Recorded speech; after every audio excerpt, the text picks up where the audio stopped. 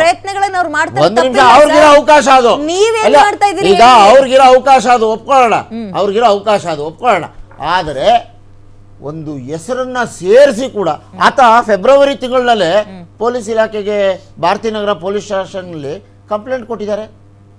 ಪೊಲೀಸರು ಏನ್ ಮಾಡ್ತಿದ್ರಲ್ಲಿ ಅದು ಕೂಡ ಗೃಹ ಇಲಾಖೆ ನೋಡುತ್ತೆ. ಯಾಕೆ ಆತನಿಗೆ ರಕ್ಷಣೆ ಕೊಡೋದಕ್ಕೆ ಆತನ ಹಿಂದೆ ಮುಂದೆ ಕಾಂಗ್ರೆಸ್ ಸಿಗಾಕೊಳ್ಳೋದು ಯಾಕೆ? ಪೊಲೀಸ್ ಇಲಾಖೆ ಏನ್ ಮಾಡ್ತಾ ಇದೆ ಅಂತ ನೀವು ಕೇಳ್ತೀರಿ, ಯಾರ್ ಕಂಟ್ರೋಲ್ ಅಲ್ಲಿ ಇದೆ ಅಂತ ನಾನು ಕೇಳ್ತಾ ಇದ್ದೀನಿ. ನಾನು ಒಪ್ಕೋತೇನೆ ನೋಡಿ, ಯಾವುದೇ ವಿಚಾರ ಇದ್ರು ಪೊಲೀಸ್ ಇಲಾಖೆ ತಾರ್ಕಿಕ ಅಂತ್ಯಕ್ಕೆ ತಗೊಂಡೋಗಿ ಮುಟ್ಸುತ್ತೆ, ಆರೋಪಿತರನ್ನು ತಗೊಂಡೋಗಿ ಕಟ್ಕಟೆಯಲ್ಲಿ ನಿಲ್ಸುತ್ತೆ, ಕಟ್ಕಟೆಯಲ್ಲಿ ಏನ್ ತೀರ್ಮಾನ ಬರುತ್ತೋ ಅದ್ರ ಪ್ರಕಾರ ಶಿಕ್ಷೆ. ನಾನು ಇಬ್ರು ಪಕ್ಷದವರಿಗೆ ಅಥವಾ ಪಾರ್ಟಿಯವರಿಗೆ ಕೇಳ್ತಾ ಇದ್ದೀನಿ, ಈ ರಾಜಕಾರಣಿಗಳಿಗೂ ರೌಡಿಗಳಿಗೂ ಅಂತಹ ಚೆನ್ನಾಗಿರೋ ನಂಟು ಹೆಂಗೆ ಬೆಳೆದು ಬಿಡುತ್ತೆ ಹೇಳಿ? ಯಾಕಂದ್ರೆ ಇದು ಬರೀ ಬಿಜೆಪಿಲಲ್ಲ, ಕಾಂಗ್ರೆಸ್ನಲ್ಲೂ ಅಷ್ಟೇ.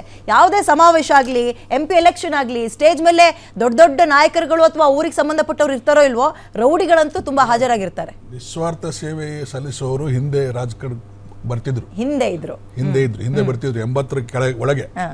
ಈಗ ಆ ನಂತರ ಇದು ಎಲ್ಲ ಮಾಫಿಯಾಗಳು ಬಂದ್ಬಿಟ್ಟು, ದುಡ್ಡಿದ್ದವರು, ಇಸ್ಪೇಟ್ ಆಡಿಸೋರು, ಕ್ಲಬ್ ನಡೆಸೋರು, ಮರಳು ಗ್ಯಾಂಗು, ಗ್ರಾನೈಟ್ ಗ್ಯಾಂಗು, ಇವು ಮೈನ್ಸ್ ಗ್ಯಾಂಗು, ಎಲ್ಲ ಹರಾಮ್ ದುಡ್ಡು ಏನು ಗಳಿಸ್ತಾರೆ, ರಿಯಲ್ ಎಸ್ಟೇಟ್ ಗ್ಯಾಂಗು, ಇವರೆಲ್ಲ ರೌಡಿಸಮ್ ಇಟ್ಕೊಂಡೇ ವ್ಯವಹಾರ ಮಾಡೋದು.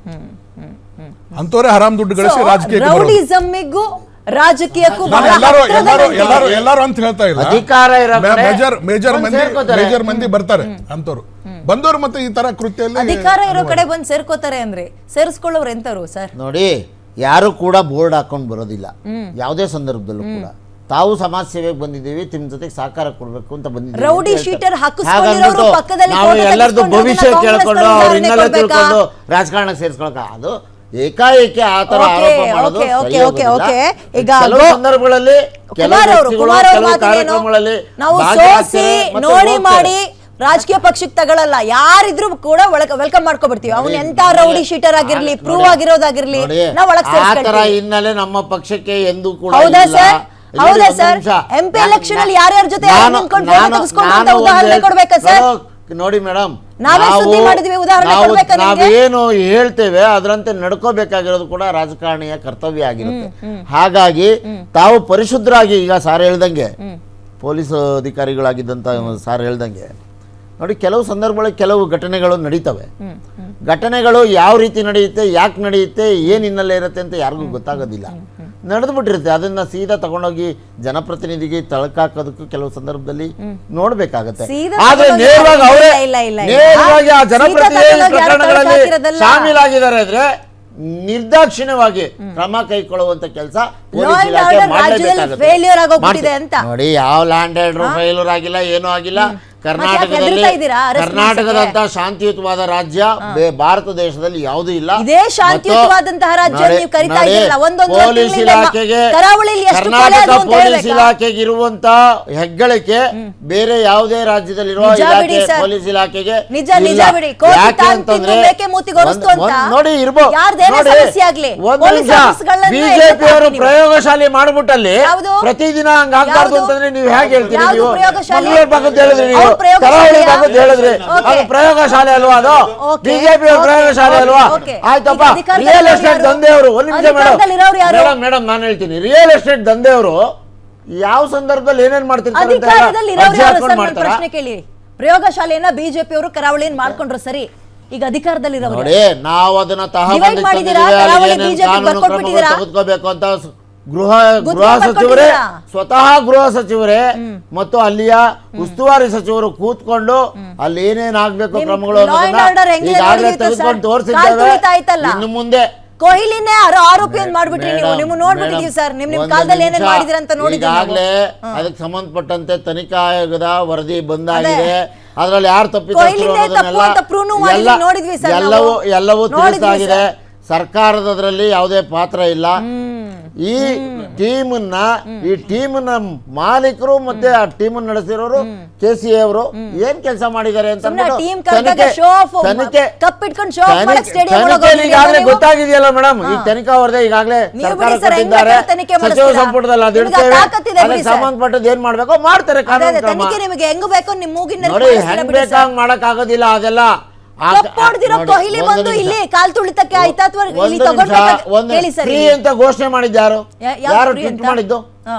ಯಾರು ಮೇಡಮ್ ಟ್ವೀಟ್ ಮಾಡಿದ್ದು? ನಿಮ್ಮ ನಾವಾ? ಜವಾಬ್ದಾರಿ ಏನು ಇಲ್ಲ ಹಂಗ ನಾವು ಆಯ್ತು ಜವಾಬ್ದಾರಿ ಕೇವಲ ಪೊಲೀಸ್ ಇಲಾಖೆ ಪರ್ಮಿಷನ್ family- ತಗೊಂಡು ಒಂದು ನಿಮಿಷ ಪೊಲೀಸ್ ಇಲಾಖೆ ಪರ್ಮಿಷನ್ ತೆಗೆದುಕೊಂಡವರು ಆ ಫ್ರೀ ಎಂಟ್ರೆನ್ಸ್ ಅಂತ ಅನ್ಬಿಟ್ಟು ಘೋಷಣೆ ಮಾಡಿದ್ರ ಏನು ಮಾಡದೇನೆ Okay. ಏಕಾಏಕಿ ಅವ್ರು ಮಾಡ್ಬಿಟ್ರೆ ಈ ತರದ ಘಟನೆ ನಡೆಯುತ್ತೆ ಸಹಜ, ಅದು ಏನು ಮಾಡಕ್ಕಾಗೋದಿಲ್ಲ. ಯಾಕಂದ್ರೆ ನೋಡಿ, ನಿಮ್ಮನೆಗಳ ಅದು- ಮನೆಯಲ್ಲಿ ಹೆಣ ಬಿದ್ದಿಲ್ವಲ್ಲ, ಅಲ್ಲ, ಒಂದು ಸಹಜ ನೋಡಿ ಮೇಡಮ್, ನಡೆಯುತ್ತೆ ಬಿಡಿ ಆ ಸರ್ ಅದು. ನೋಡಿ ಸಹಜ ಅದು. ಆ ಮನೆಗಳ ನಿಮ್ಮ ಮನೆಗಳಲ್ಲಿ ನೋಡಿ, ಹೆಣ ಆ ಬಿದ್ದಿಲ್ವಲ್ಲ? ಮನೆಗಳಲ್ಲಿ ಆಗಿರುವಂತ ನಿಮ್ಮ ಮನೆಗಳಲ್ಲಿ ಯುವಕರು ದೀಪ ಸಹ ಆರೋಗಿಲ್ವಲ್ಲ? ನಾವು ನಿಮ್ಮ ಮನೆಗಳಲ್ಲಿ ಯಾರು ಕಣ್ಣೀರು ನೋವನ್ನ- ಹಾಕಿಲ್ವಲ್ಲ? ನಮ್ಮ ಸಹಜ ನೋವನ್ನ ಅದು. ಅವ್ರ ಜೊತೆ ಹಂಚ್ಕೊಂಡಿದ್ದೇವೆ ಮತ್ತು ಅವ್ರಿಗೆ ಯಾವ ರೀತಿ ಸಾಂತ್ವನ ಹೇಳ್ಬೇಕು ನಮ್ಮೂರಾನೆ ಹೋಗಿ ಬೇರೆ ರಾಜ್ಯದಲ್ಲಿ ಕಾಲ್ ತೊಳೆದ್ರೆ ಲಕ್ಷಾಂತರ ರೂಪಾಯಿ ಕೊಡ್ತೀರಿ, ಇಲ್ಲಿ 3 ಲಕ್ಷ ರೂಪಾಯಿ ಹಾಕಿ ನೋಡಿ, ಸರ್ ಕೈ ತೊಳ್ಕೊಂಡಿರೋ ಪ್ರಕರಣ ನಾವು ನೋಡಿದೀವಿ ಸರ್. ಸರ್ಕಾರ ಏನು ಆ ವಿಷಯದಲ್ಲಿ ನಿರ್ಧಾರಗಳು ತೆಗೆದುಕೋಬೇಕೋ ಆ ಸಮಯದಲ್ಲಿ ತೆಗೆದುಕೊಂಡಾಗಿದೆ ಮತ್ತು ಅದರ ತನಿಖಾ ವರದಿ ಬಂದಿದೆ. ಈಗ ಯಾರಾದ್ರೂ ತಪ್ಪಿತಸ್ಥರು ಅವ್ರ ಕಡೆಯಿಂದ ಮತ್ತೇನೇನು ಸಹಾಯ ಆಗ್ಬೇಕೋ ಆ ನೋವಾಗಿರೋ ಮನೆಯವ್ರಿಗೆ ಖಂಡಿತವಾಗಿ ಸರ್ಕಾರ ಮಧ್ಯೆ ನಿಂತು ಮಾಡುತ್ತೆ. ಓಕೆ ಓಕೆ ಕರಾವಳಿಲಿ ಸಾವಾದ್ರೆ ಪೊಲೀಸರನ್ನ ಎತ್ತಂಗಡಿ ಮಾಡ್ತೀರಿ, RCBಲಿ ಕಾಲ್ ತುಳಿತಾ ಆದ್ರೆ ಅಲ್ಲೂ ಕೂಡ ಕಪ್ಪನ್ನ ಒಡ್ಕ ಬಂದವ್ರು ತಪ್ಪು ಅಂತೀರಿ. ನಿಮ್ದು ಲಾ ಅಂಡ್ ಆರ್ಡರ್ ಬಹಳ ಅದ್ಭುತವಾಗಿ ರಾಜ್ಯದಲ್ಲಿ ನಡೀತಾ ಇರೋದನ್ನ ನೋಡ್ತೀವಿ ಸರ್. ಓಕೆ ದಿನ ರಾತ್ರಿ ಮ್ಯಾಚ್ ನಡೀತಿರುವಾಗಲೇ ಟ್ವೀಟ್ ಮಾಡಕ್ ಶುರು ಮಾಡಿದ್ದು ಯಾರು? ಇನ್ನೊಂದಿನ ದಿನ ಮ್ಯಾಚ್ ಬಿಜೆಪಿ ಅವರ ಗೆಲ್ತಾ ಇರೋ ಬಿಜೆಪಿ ಅವರ ಮತ್ತೆ ಯಾರು ಮೇಡಮ್? ಬಿಜೆಪಿ ಅವರ ನಾವು ಟ್ವೀಟ್ ಮಾಡಿದ್ದು ನಾಡ್ಲೇಬೇಕು, ನೀವು ಹೇಳೋದು ಹೆಂಗಿದೆ ನಾಲಾಯಕ್ ಅಂದ್ರೆ- ಗೃಹ ಮಂತ್ರಿ ಅಂತ ಹೇಳಿದ್ ಯಾರು?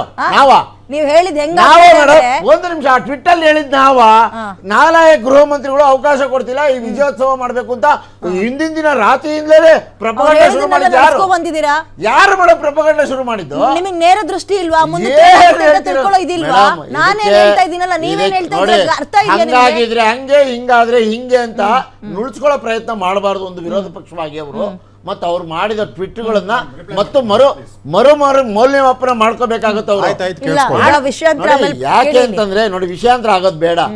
ಪೊಲೀಸ್ ಇಲಾಖೆ ಯಾವಾಗ್ಲೂ ಕೂಡ ಅಲ್ಲಿರುವಂತ ದಕ್ಷ ಅಧಿಕಾರಿಗಳು ತಮ್ಮ ಕರ್ತವ್ಯ ನಿಭಾಯಿಸೋದ್ರಲ್ಲಿ ವಿಫಲರಾಗೋದಿಲ್ಲ. ಏನ್ ಮಾಡ್ತೀರಿ? ಒಂದ್ ಗಾದೆ ಮಾತು ಯಾವುದೇ ಮುಖಾಂತರ ನಿಮ್ಗೆ ಅರ್ಥ ಮಾಡ್ಸೋಣ ಅಂದ್ರೆ ನಿಮ್ಗೆ ಅರ್ಥ ಯಾವುದೇ ಆಗಲ್ಲ. ಸರ್ಕಾರಗಳಿದ್ರು ಅವ್ರ ಕೇಳಿ ಸರ್, ಕರ್ತವ್ಯ ಅವ್ರು ಇಲ್ಲಿ ನಿರ್ವಹಿಸಲೇಬೇಕಾಗತ್ತೆ, ಅವ್ರು ಕೆಲಸ ಕೋಟಿ ಮಾಡ್ಲೇಬೇಕಾಗುತ್ತೆ, ತಾಂತಿಂದು ಮಾಡ್ತಾರೆ ಮೂತಿ ಅದನ್ನ. ಗೊರ್ಸುತ್ತೆ ಅನ್ನೋ ಜಾಯಮಾನವನ್ನ ಪ್ರೂವ್ ಮಾಡ್ತಾ ಇದೆ ಕಾಂಗ್ರೆಸ್. ನೋಡಿ, ಬರೀ 2 ಯಾವುದೇ ವರ್ಷದಿಂದಲೂ. ಕಾರಣಕ್ಕೂ Okay. ಆ ಥರದ ಮೋಹನ್ ಆಗಣ ಇರಿ. ಮಧ್ಯಸ್ಥಿಕೆ ವಹಿಸಿ ಪೊಲೀಸ್ ಇಲಾಖೆ ಕೆಲಸಕ್ಕೆ ಮಧ್ಯಸ್ಥಿಕೆ ವಹಿಸಿ ಯಾರೋ ಆರೋಪಿತರುಗಳನ್ನ ರಕ್ಷಣೆ ಮಾಡುವಂತ ಕೆಲಸ ಯಾವುದೇ ಕಾರಣಕ್ಕೂ ಮಾಡೋದಿಲ್ಲ ಸರ್ಕಾರ, ಹೇಳಿ, go ahead. ಪೊಲೀಸ್ ಇಲಾಖೆ.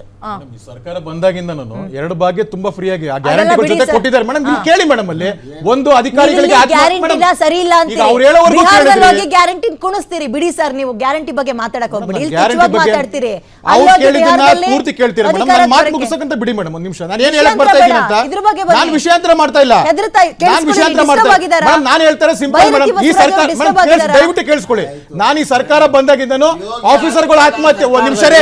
ಎನ್ಕೌಂಟರ್ 15,000 ಎನ್ಕೌಂಟರ್ ಆಗಿದೆ ಅಂತ ವರದಿ ಬಂದಿದೆ. ಆಯ್ತು, ನೀವೇ ಮಾತಾಡಿ ಸರ್. ಅದಲ್ಲಿ ಅವಕಾಶ ಕೊಡ್ತೀರಾ? ಬರೀ ಮಾತಾಡ್ತಾರೆ ಇದ್ರಲ್ಲಿ.